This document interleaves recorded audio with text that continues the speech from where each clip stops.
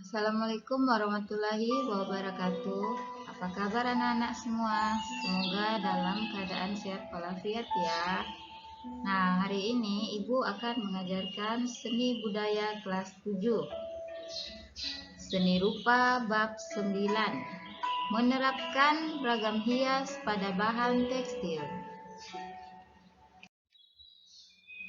Peta kompetensi pembelajaran. Penerapan ragam hias pada bahan tekstil terbagi kepada 3 subtema. Pertama, jenis dan sifat bahan tekstil, jenis dan bahan pewarna, teknik, pengertian ragam hias tekstil.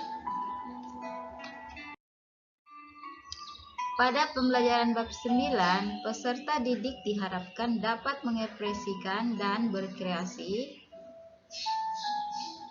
Ini adalah tujuan pembelajarannya. Keindahan ragam hias Nusantara telah diterapkan di hampir semua sendi kehidupan manusia. Ragam hias tidak hanya terdapat pada bangunan rumah tinggal, peralatan rumah tangga, senjata tradisional, tetapi juga terdapat pada tekstil.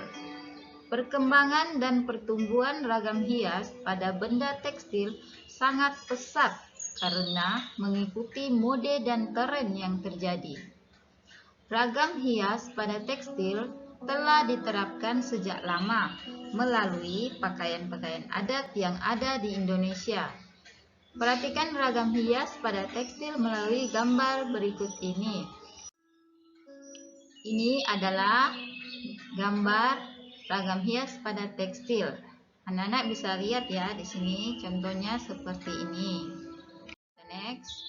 Nah, di sini ada rumah adat Banten yang terbuat dari tekstil.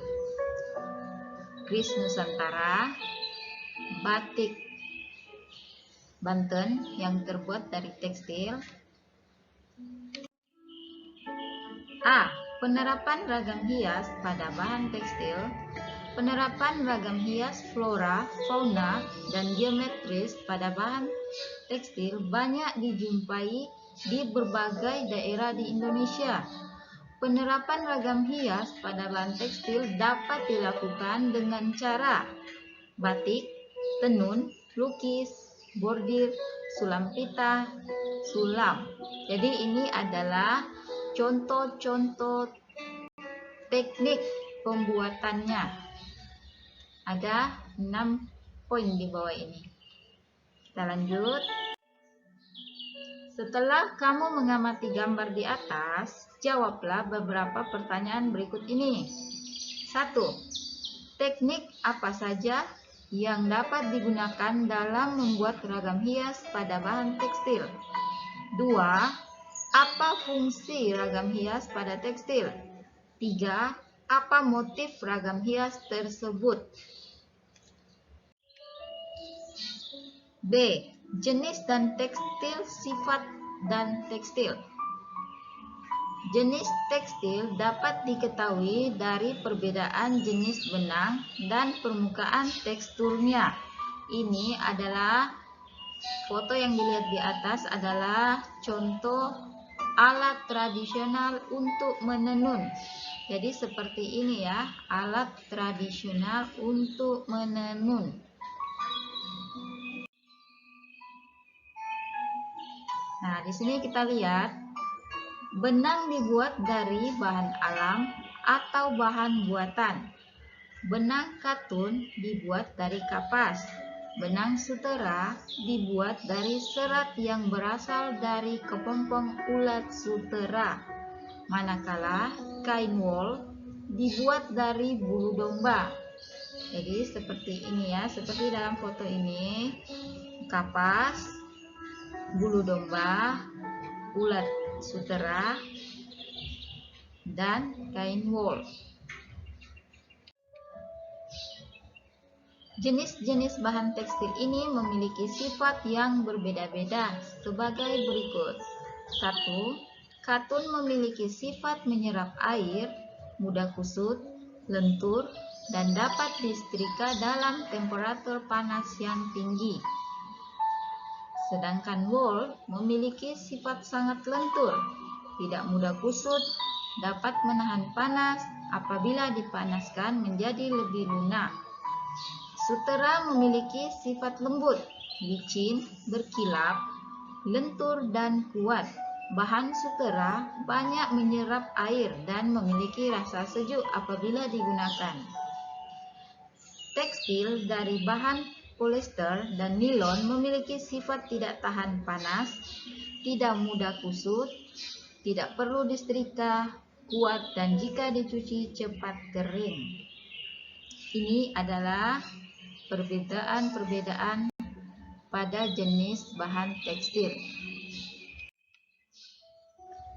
C. Jenis dan bahan pewarna tekstil.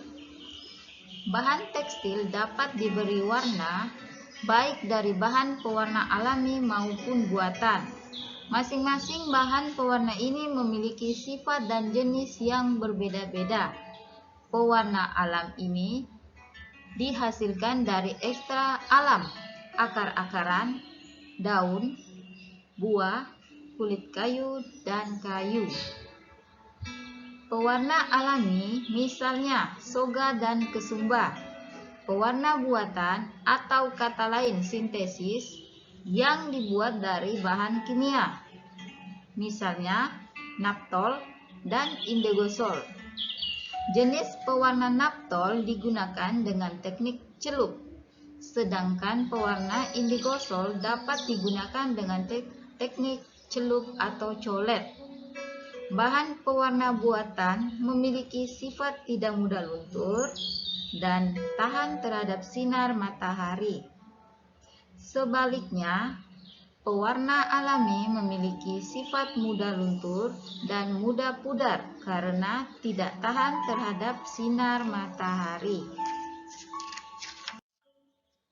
Nah, di sini anak-anak bisa lihat daun jambu biji menghasilkan warna hijau, kesumba menghasilkan warna merah, soga menghasilkan warna coklat kekuningan, daun tarum menghasilkan warna biru, kayu tinggi menghasilkan warna coklat kemerahan, manakala daun teh menghasilkan warna coklat. Jadi kalau ada yang belum tahu seperti apa bentuk daun jambu, ini adalah contoh di dalam foto ini, bisa dilihat ya. Kesumba seperti apa, ini seperti di dalam foto ini yang kalian lihat. Soga dan lain-lainnya. Contoh pewarna alami bahan tekstil seperti kunyit yang menghasilkan warna kuning, kulit manggis menghasilkan warna merah, merah keunguan, dan ungu.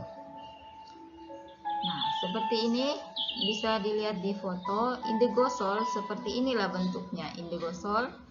Naptol seperti inilah bentuknya, naptol. Tekniknya digunakan dengan teknik celup. Pewarna buatan memiliki sifat tidak mudah luntur dan tahan terhadap sinar matahari. D. Teknik menggambar ragam hias pada bahan tekstil. Penerapan ragam hias pada bahan tekstil dilakukan dengan teknik yang berbeda-beda. Misalnya, sulam, batik, sablon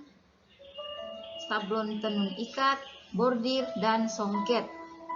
Penerapan ragam hias pada bahan tekstil misalnya dilakukan pada kaos oblong. Kaos oblong dibuat dari bahan yang menyerap cat. Bahan pewarna yang digunakan seperti cat tekstil atau cat sablon dengan menggunakan alat kuas. Berikut ini contoh penerapan ragam hias pada produk kaos sablon dengan teknik menggambar. Jadi sebelum kita melakukan, kita harus mengikuti teknik-tekniknya sebagai berikut. 1. Siapkan gambar rencana siapkan gambar rancangan ragam hias di atas kertas. 2. Siapkan kaos oblong berwarna putih dan berilah alas dari bahan karton atau tripleks di dalamnya agar pengecatan tidak akan tembus ke belakang.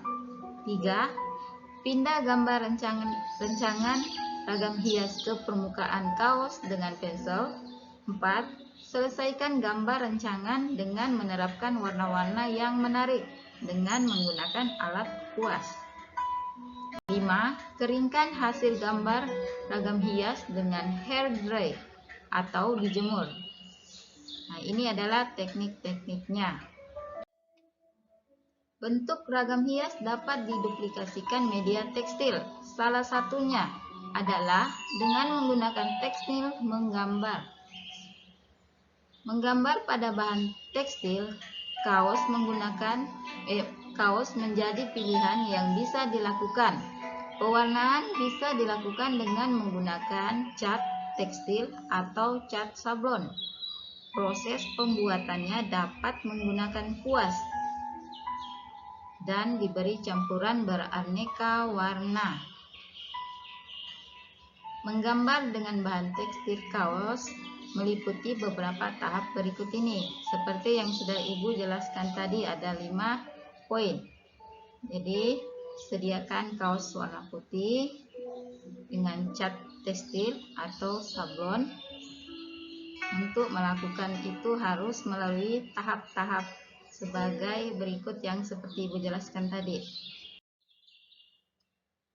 Nah, di sini kita akan merangkum materi dari bab 9, penerapan ragam hias pada bahan tekstil. Bahan tekstil sekarang ini mengalami perkembangan pesat. Teknik yang digunakan juga mengikuti perkembangan zaman. Bahan tekstil sekarang ini tidak hanya dilakukan dengan menggunakan teknik batik, tenun, sulam, ataupun bordir. Ragam hias pada bahan tekstil banyak dipengaruhi oleh kehidupan sosial masyarakat penduduknya. Semua hasil bahan dengan menggunakan tekstil, yang membedakan hanya teknik atau cara pembuatannya saja. Jadi, yang membedakan tekstil hanya teknik atau cara pembuatannya saja. Sekian materi dari Ibu bab 9. Semoga bisa memahaminya. Terima kasih. Assalamualaikum warahmatullahi wabarakatuh.